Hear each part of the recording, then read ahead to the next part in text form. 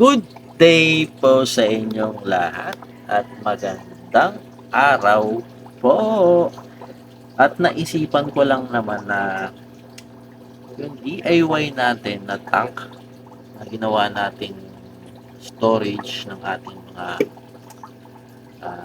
mollies sa loob ay nilabas ko. Ito po siya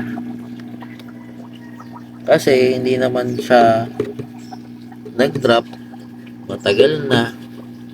So naisipan natin na tanggalin na lang doon sa loob at ilipat na natin sa labas. Big na siya, oh.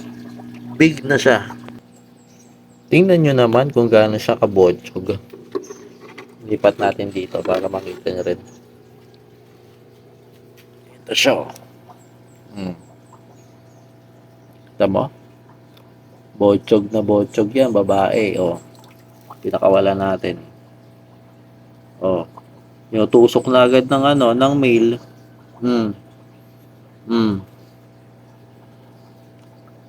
Tusok agad ng mail. Aroy. Patay ka. Diba? Wala eh. Hindi tayo na kapag drop doon. Nayanan muna natin dito sa kanyang mga kapatid. At ito ay hindi muna natin gamitin. May paggagamitin ako. Lalagyan natin ng ganito. Lagyan natin ng mga ganito klaseng Okay ito dyan. Lagay tayo dyan. Set up tayo.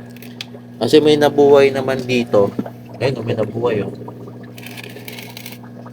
Bala kong lagyan to ng mga ganyan. Lahat ko siya. Tapos, ilagay tayo ng goldfish. Kahit mga ilang piraso. Mabubuhay yan dyan.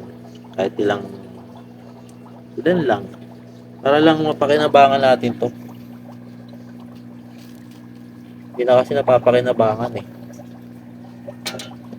Tapos linisin lang natin to. Tapos yun, storage na ulit. Para lang meron tayong lalagyan, no? At may space tayo. Peace out! And God bless sa inyong lahat.